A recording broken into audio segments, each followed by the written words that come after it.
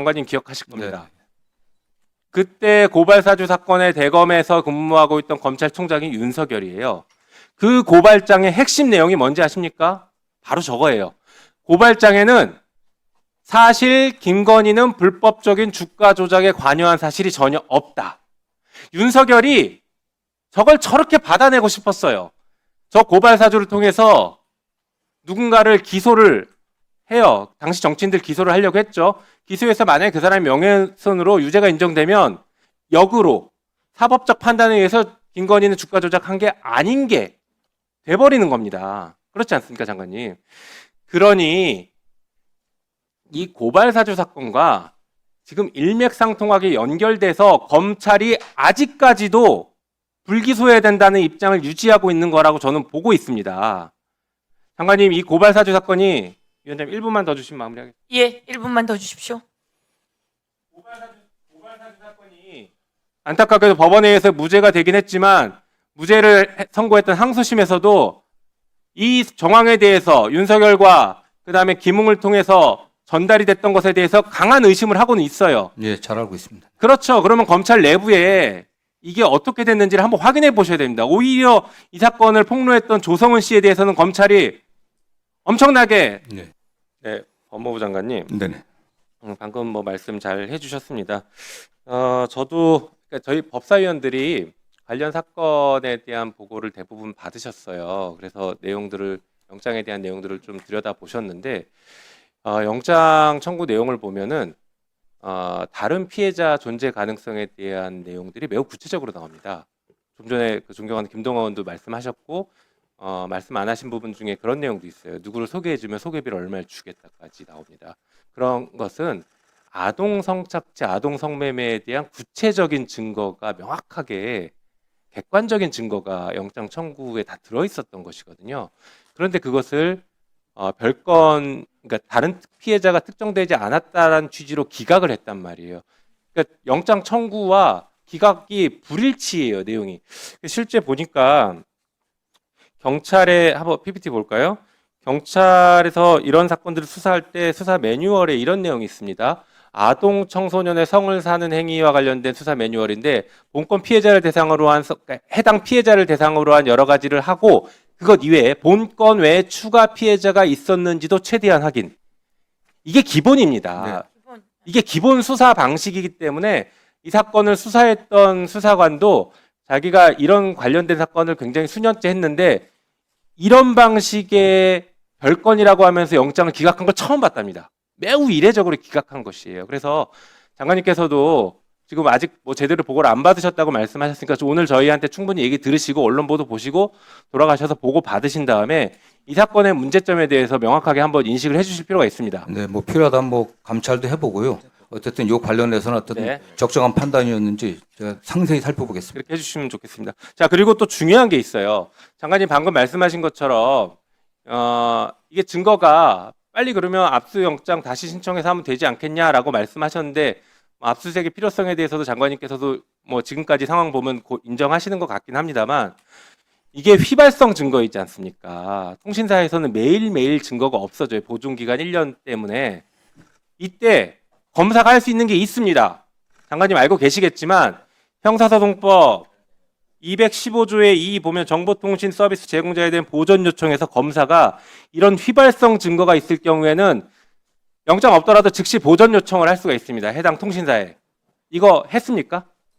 혹시 확인 지금 되시나요? 뒤에?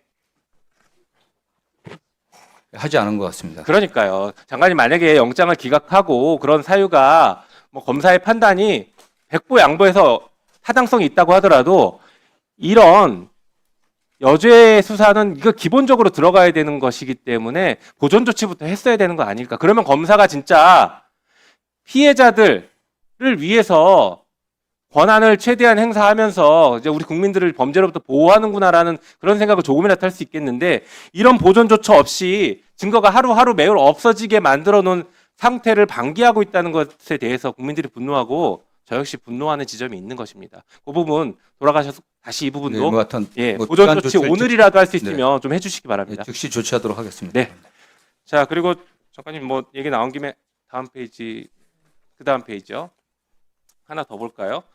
윤석열 관련해서 조금 전에 보고도 있었는데, 자, 윤석열 대선 후보 당시에 김건희와 관련해서 저렇게 주가 조작하지 않았다. 돈을 빼고 그 사람하고는 절연했습니다. 저희 집사람은 오히려 손해 보고 나왔습니다. 또 후보 토론회에서 수천만 원의 손해를 봤다. 주가 조작에 참여한 사실은 없다. 이렇게 명백한 거짓말들을 했습니다. 다음 페이지 보여주실까요? 근데 이게 느닷없이 나온 얘기가 아니에요. 고발 사주 사건 장관님 기억하실 겁니다. 그때 고발 사주 사건의 대검에서 근무하고 있던 검찰총장이 윤석열이에요. 그 고발장의 핵심 내용이 뭔지 아십니까? 바로 저거예요. 고발장에는 사실 김건희는 불법적인 주가 조작에 관여한 사실이 전혀 없다. 윤석열이 저걸 저렇게 받아내고 싶었어요. 저 고발 사주를 통해서 누군가를 기소를 해요. 당시 정치인들 기소를 하려고 했죠. 기소해서 만약에 그 사람이 명예훼손으로 유죄가 인정되면 역으로 사법적 판단에 의해서 김건희는 주가 조작한 게 아닌 게 돼버리는 겁니다. 그렇지 않습니까, 장관님? 그러니 이 고발 사주 사건과 지금 일맥상통하게 연결돼서 검찰이 아직까지도 불기소해야 된다는 입장을 유지하고 있는 거라고 저는 보고 있습니다. 장관님, 이 고발 사주 사건이 위원장님 1분만 더 주시면 마무리하겠습니다. 예, 1분만 더 주십시오. 고발 사주 사건이 안타깝게도 법원에 의해서 무죄가 되긴 했지만 무죄를 선고했던 항소심에서도 이 정황에 대해서 윤석열과 그다음에 김웅을 통해서 전달이 됐던 것에 대해서 강한 의심을 하고는 있어요. 예, 잘 알고 있습니다. 그렇죠. 그러면 검찰 내부에 이게 어떻게 됐는지를 한번 확인해 보셔야 됩니다. 오히려 이 사건을 폭로했던 조성은 씨에 대해서는 검찰이 엄청나게 네. 폭력적인 수사를 하고 조사를 하고 협박까지 했고 그게 아직까지도 지금 반성을 하지 않고 있는 이런 상황이 벌어지고 있는 상태에서 이것까지 마저 지금 또 불기소하겠다고 이러고 하고 있습니다. 이거 어느 국민이 납득하겠습니까? 마지막 페이지 보여주실까요? 자, 보시면 곧 대법원에서 다음 페이지요. 대법원에서 선고가 있긴 하겠지만 항소심 다음 페이지요. 항소심에서 더 없군요. 네, 항소심에서 김건희에 대해서 유죄 인정해서 징역 4년 선고되지 않았습니까? 주가 조작 인정한 겁니다. 그런데 왜 검찰은 그것과 다른 판단을 하는 겁니까? 지금 다른 판단을 하는 것이 마치 대법원에게 압력을 넣는 것처럼 보여요. 주가 조작 없었다라고 빨리 대법원이 무죄 선고해라, 파기환송해라 이렇게 압력 넣는 것처럼 보입니다.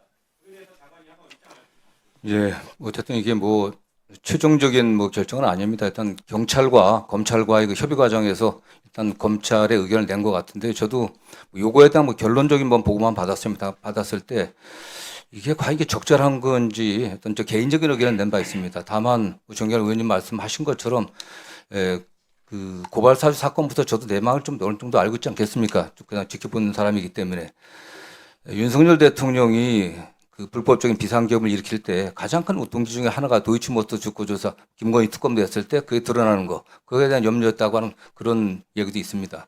그렇기 때문에 충분히 이 점에 관련해서는 일단 뭐 최종적인 건 아니지만은 어떤 이런 의견이 난 거에 대해서는 저도 좀 더 저희가 좀 면밀하게 봤어야 되지 않겠나는 이런 아쉬움이 있고요. 다만 이제 경찰과 협의 과정이 있기 때문에 또 최종적인 의견을 저희들이 밝히는 과정에 있어서 또 송치돼 오더라도 또 기소 여부를 결정해야 되지 않겠습니까? 보다 면밀히 보도록 하겠습니다. 네. 예, 수고하셨습니다. 우리 집사람은 주가 조작하지 않았다. 허위 사실입니까? 아닙니까? 윤석열이 우리 집사람은 주가 조작하지 않았다. 허위 사실입니까? 아닙니까? 이 뭐 주가 조작에 가담했다는 게 입니다. 맞습니다. 법원에서 밝혀지고 법원에서도 밝혀졌고요. 그리고 한국거래소에 우리 집사람은 손해만 봤다.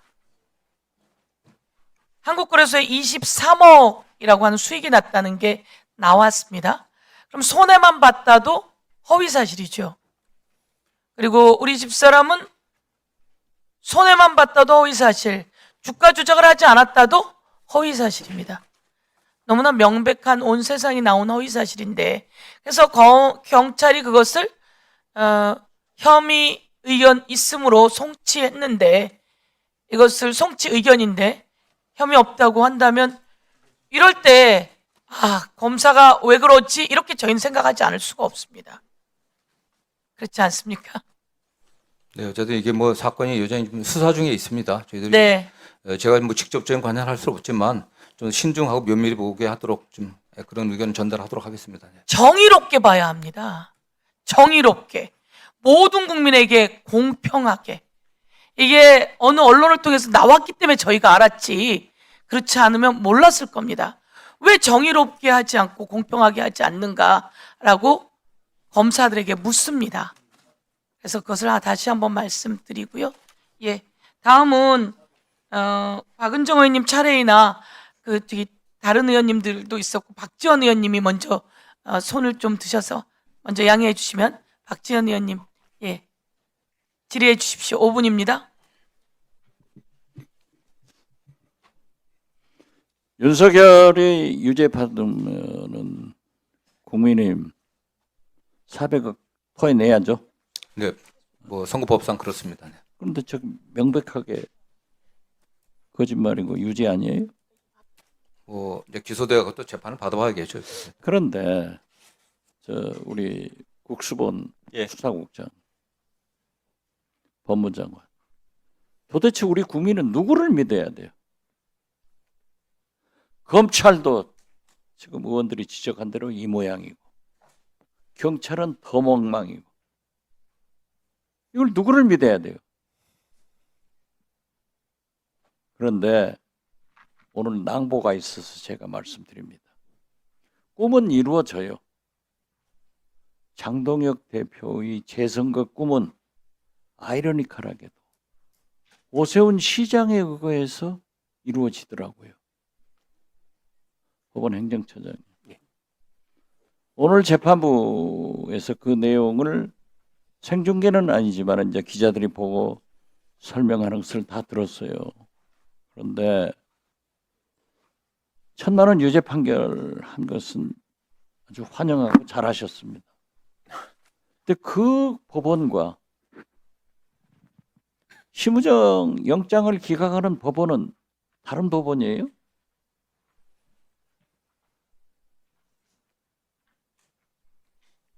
같은 법원이죠. 어떻게 생각하세요? 개별 사건에 대해서 행정처에서 말씀드리기가 자, 그렇게 말씀하실 걸 알았고요. 어떻게 됐든 오세훈 지식인이고 5선 서울시장이에요.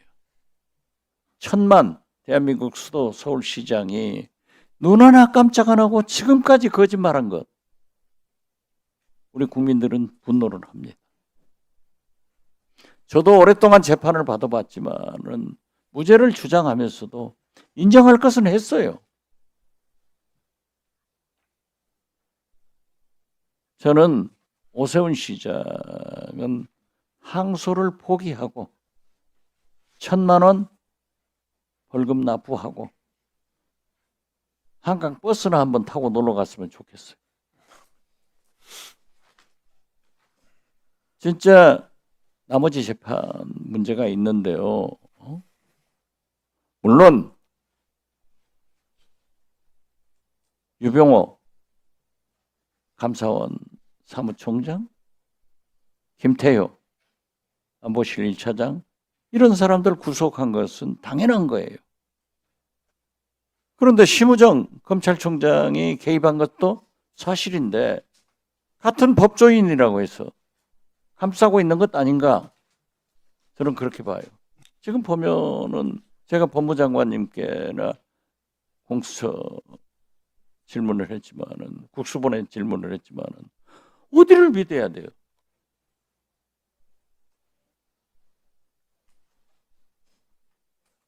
그래서 법무장관께서도 네. 우리 의원들이 다 보고받고 하신 지적이니까 큰 소리 치지 마세요. 큰 소리 치지 않습니다. 아까 큰 소리 쳤어요. 뭐 지금 그러면 안 되죠. 어떻게든 아무리 바꾸려고 국회의원 최선을 다하고 있습니다. 장관이라고 하더라도 네네. 국회의원들이 얘기를 하는데 옳다고 주장하시면 안 됩니다. 옳다고 주장한 건 아니고요. 그럼 뭐 틀렸다고 했어요? 그 말도 안 했잖아요. 그러니까 우리가 늘 믿지를 못하겠어요. 뭐 저희 법무부도 어떤 변화시키려고 최선을 다해서 노력하고 아니 있습니다. 최선 다하고 많이 개혁되고 있는 것 알아요. 그렇지만 청주 저 시의원 저것은 명명백백하잖아요.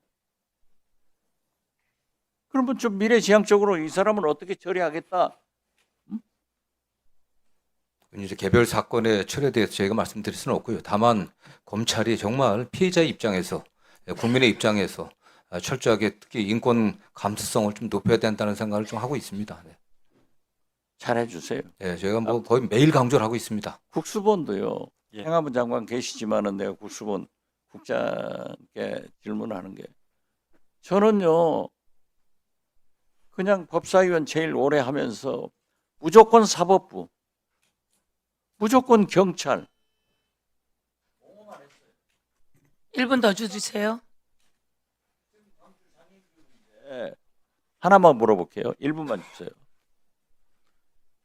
처음부터 성추행으로 증거가 불충분하기 때문에 살인, 미수 혐의로 먼저 영장을 청구해서 그 피해자를 신변을 확보하려고 한 것 아니에요? 맞습니다. 그러면 그렇게 얘기를 해야지. 잘한 것은 잘한 것대로 우리 절차가 이렇다 하는 것을 얘기를 해야지. 우리 국민들이 지금 알고 있기로는 경찰을 무조건 은폐한 것으로 알고 있는 거예요. 똑똑히 하세요. 알겠습니다. 예, 수고하셨습니다. 우리 국수본에 제가 질의 한번 해보도록 하겠습니다. 그러면 지금 말씀하신 것처럼 살인으로 영장을 올리고 그 송치 의견을 올린 거죠? 예. 그리고 옆에다가 성범죄 혐의와 스토킹 혐의 이것도 달았습니까? 예, 계속 수사하겠다는 의견 다시 한번 말씀해 주십시오. 보도 자료에 배포를 그렇게 했습니다. 시간이 촉박하여 구속 기간 10일 내에 성폭력과 관련된 범죄는 위원장님도 잘 아시겠지만은 피해자 케어라든지 이렇게 좀 복잡한 부분이 있습니다. 그런 걸 전문적으로 수사하기 위해서 청소년과를 만들었지 않습니까? 여청과를. 그래서 그 여청과에서 그 사건에 대해서 수사를 하고 있으니 이건 반드시 추가 송치가 될 거니 일단 시간에 쫓긴 살인죄를 먼저 송치를 하고 그 이후에 성폭력과 스토킹 범죄에 대한 추가 송치를 하기로 한 겁니다. 그렇게 달아서 올린 거죠? 보도자료에 그렇게 배포를 했습니다. 보도자료도 그렇게 예, 배포했고 네. 그 당시에 예. 그 당시에 보도자료 그렇게 배포했다는 그렇습니다. 거죠? 예. 그렇습니다. 제가 듣기로도 살인으로 송치하고 예. 그리고 성범죄와 스토킹 범죄를 넣었다고 했는데 예. 그러나 경찰이 잘못한 부분들은 명확히 있는 거고요. 맞습니다. 예, 그러나 그 내용은 그렇게 해서 송치되었다는 것이고요. 예. 그다음에 하나 더 질문해 볼게요. 아까 통신 내역 보존 조치했습니까? 경찰은 보존 조치할 권한이 없습니다. 검찰에서 해줘야 되는 거고. 그렇습니까? 예? 죄송합니다, 위원장님. 저희도 신청할 수는 있습니다. 제가 보존 조치했다고 보고 받았어요. 네. 그러니까 제가 보존 조치를 해야 된다. 예. 이 영장 자체가 별건이라며 검사가 기각시켰을 때 이제 하루하루가 시간이 갑니다. 우리가 이 영장 받아올 테니까 보존 조치해달라라고 하셔야 되는 거예요. 예. 그리고 제가 그렇게 했다고 들었는데 그것도 한 번 더 확인하십시오. 그렇게 하겠습니다. 예.